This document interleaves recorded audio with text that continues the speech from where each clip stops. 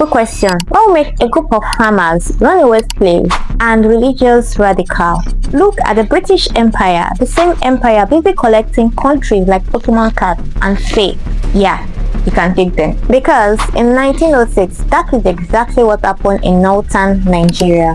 And for one chaotic, terrifying moment, they actually won. It wasn't metaphorically or spiritually, and it was definitely not the real victory is friendship kind of victory. No. They killed British officers, captured a magazine gun, and humiliated Lord Lugard's administration so bad that the British basically responded by deleting an entire village. And the craziest part, this wasn't a kingdom or an army. It was a dusty little village called Satiru, a village built by people's society had thrown away. Runaway slaves, poor peasants, religious outcasts, and somehow they became one of the greatest nightmares of colonial Nigeria.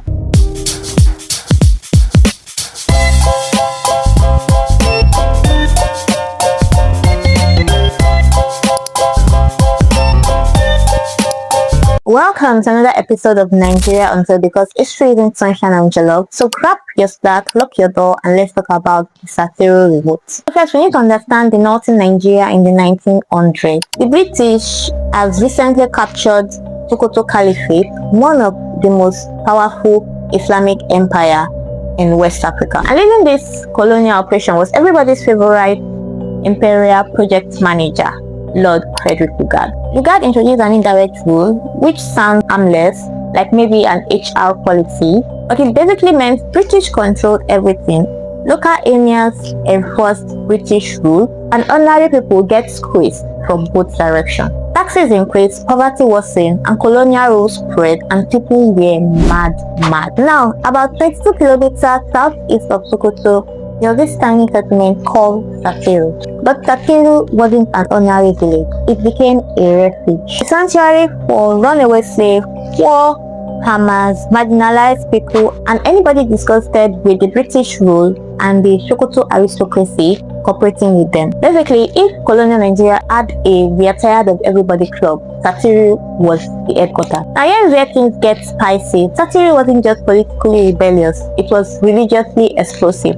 The community embraced Mahdist ideology, which believed a divinely guided liberator called the Mahdi will rise and overthrow a corrupt system. And honestly, when people are starving, oppressed, and watching elites collaborate with foreigners, revolutionary prophecy starts sounding attractive. In 1904, the Satiru's leader declared, "I am the Mahdi," bold, extremely bold. Then he named his son Isa as the prophet Isa, meaning Jesus. And at this point, the British-backed Sultan of Sokoto was like, absolutely not, we are shutting this down immediately. The Mahdi was arrested. He died in prison, but instead of ending the movement, that death supercharged it. Because now, the people of Satiru believed that their leader was a martyr, the system was evil, and resistance was holy. And his son Isa took over leadership and carried the movement forward, and was like, "Dad died for this, we ride at dawn." In February 1906, Satiru attacked a nearby village called Somo because the villagers rejected their belief. Now, the British administration starts panicking, because this wasn't just religious weirdness anymore. This was becoming a full-blown anti-colonial uprising. And Lord Lugard's administration had a big problem. The entire British system in northern Nigeria depended on appearing invincible. Colonialism is basically one giant confidence trick, because the second people start realizing, wait, so these people can bleed, everything starts wobbling. So the British sent a small patrol to confront Satiru, and this was done. In February 4, 1906, British President George Hillary and Assistant President Scott marched towards Satiru with a patrol force. Now imagine the confidence. These men probably expected intimidation, a quick arrest, a strong worded speech, and tea afterward. Instead, Satiru exploded. The villagers ambushed them with terrifying intensity, armed with traditional weapons and sheer conviction. And within 20 minutes, the British force collapsed. George Hillary, dead. Scott, dead. And 27 colonial troops, dead. And then the rebels captured a British magazine gun, which is insane because Maxim gun was basically the cheat code of colonial warfare. That gun helped Europeans conquer a huge part of Africa. And now, a village uprising had seized one. And somewhere in the colonial headquarters, Lord Lugard probably aged 14 years in one afternoon. Because this wasn't just a defeat, it was humiliation. The mighty British Empire had just been beaten by peasants. I repeat, peasants. Now listen carefully. Empires can tolerate resistance, but what they cannot tolerate is embarrassment. And Satiru embarrassed Britain spectacularly. The British feared that the revolt could spread, others' community could rebel, the Islamic resistance could unite, and colonial authority could collapse. So Lord Lugard prepared a response that was less law enforcement and more bring me everyone with a weapon and emotional issue. On March 9, 1906, Major R.H. Goodwin marched towards Satiru with over 500 heavily armed troops, rifles, magazine gun, and a speed gun. Meanwhile, the people of Satiru, over 2,000 villagers, charged in waves, which sound brave until you remember that the British had machine guns. This was not a battle, this was a slaughter. And Lugard later described the massacre with horrifying calmness. Oh, here is what he said.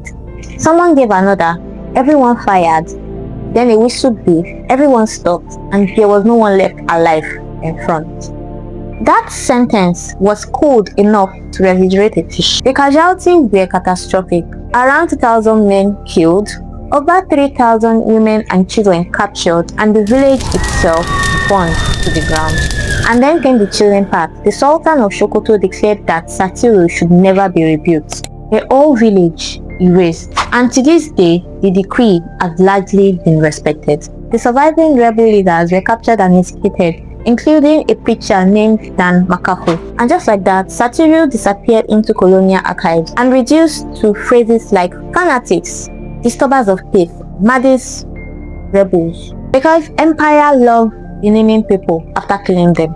But here is what makes the story unforgettable. Satiru lost horrifically, but for one moment, a village full of society reject made the British Empire panic for a moment. They exposed the truth colonial government hated most, that underneath the uniform, guns and paperwork, they were never fully in control. And honestly, that's probably why Satiru had to be erased violently. Because if ordinary people realized that empire could fall, the colonial illusion would crack.